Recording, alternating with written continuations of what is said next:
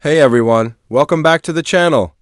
Today, we're diving into a wild story from Cameroon, where 92-year-old President Paul Biya, the world's oldest head of state, just announced he's running for re-election in October 2025.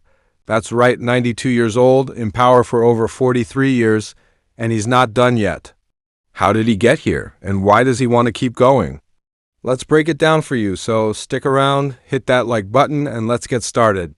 Who is Paul Biya, and why is he the oldest president?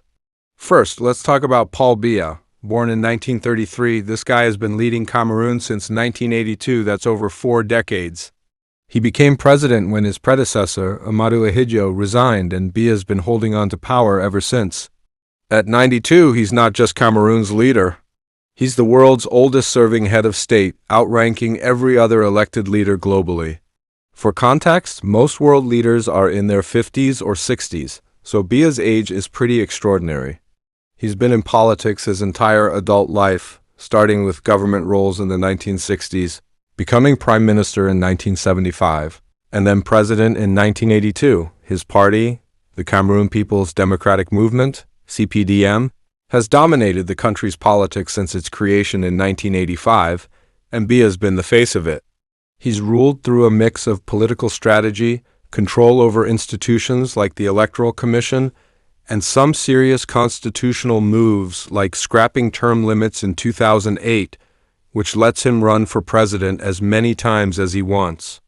That's a big reason he's still in the game at 92. Why does he want to run again?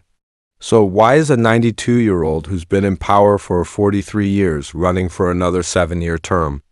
If he wins, he'll be in office until he's nearly 100. Here are the key reasons behind his decision, based on what we know. 1. He believes he's still the best choice. Biya's announcement on X says he's running because he's determined to serve Cameroon through its challenges like economic struggles, separatist conflicts in the English-speaking regions, and Boko Haram attacks in the north. He claims the best is yet to come and that his experience is unmatched. His supporters, especially within the CPDM, argue he's the only one who can keep Cameroon stable, pointing to his role in moving the country to a multi-party system in the 1990s and maintaining ties with Western powers like France. Some Cameroonians, like a public sector worker quoted by the BBC, even say Biya's still got a lot to offer. 2. Power and legacy. Let's be real, after 43 years, power becomes a way of life. Biya's been Cameroon's leader for most of his adult life, and stepping down might feel like giving up his identity.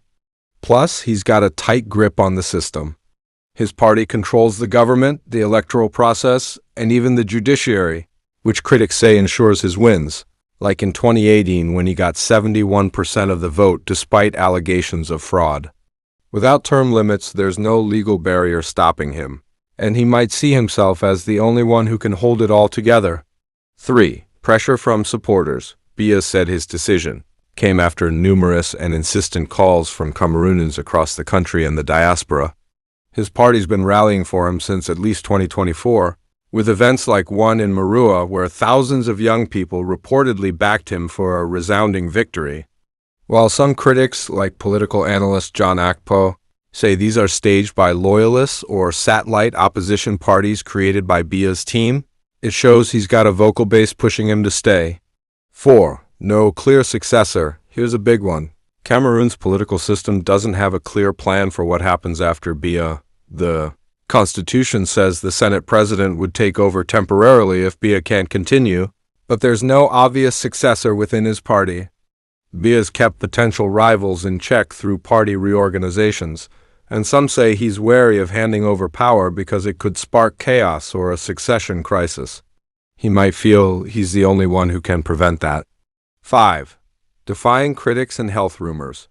Biya's health has been a hot topic, especially after a 42-day absence in 2024 that sparked rumors he'd died.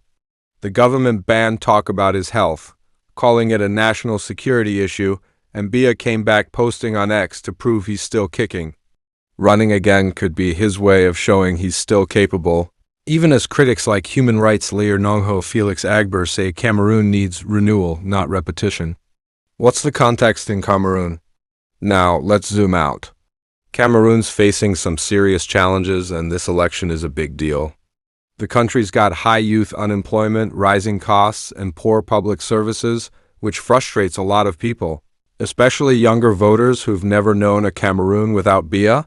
There's also a separatist conflict in the English-speaking regions that's displaced communities and killed thousands since 2016. Plus, Boko Haram's causing trouble in the north. Biya's critics, like opposition leader Maurice Kamto, who got 14% of the vote in 2018, say his long rule has stalled progress. They point to allegations of corruption, bad governance, and rigged elections.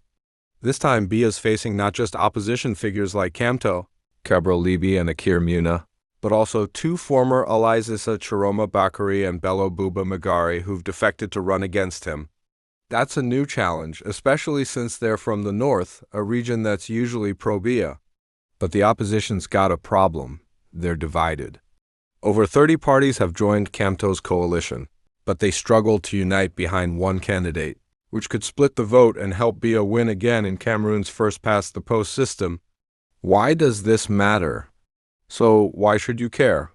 Biya's story isn't just about one man, it's about what happens when power stays in the same hands for decades.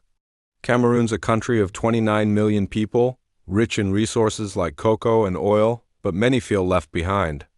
Biya's decision to run at 92 raises big questions about democracy, leadership, and change. Will Cameroon get a new generation of leaders, or will Biya's grip hold until he's nearly 100? And with his health in question, what happens if he can't finish another term? This election could be a turning point, but with the opposition fragmented and Biya's party controlling the system, change won't come easy. It's a story of power, loyalty, and a country at a crossroads. That's the deal with Paul Biya, the world's oldest president, and his quest for another term. What do you think? Should leaders step aside after decades in power, or does experience matter more? Drop your thoughts in the comments and let's get the conversation going. If you found this video helpful, smash that like button, subscribe, and hit the bell so you don't miss our next deep dive. Thanks for watching, and I'll see you in the next one. Fraternel qui nous a été réservé à notre arrivée dans cette belle cité. Je voudrais en même temps exprimer la gratitude de l'Afrique et du Cameroun en particulier pour ce sommet qui permettra assurément de renforcer la coopération entre l'Afrique et la Fédération de Russie.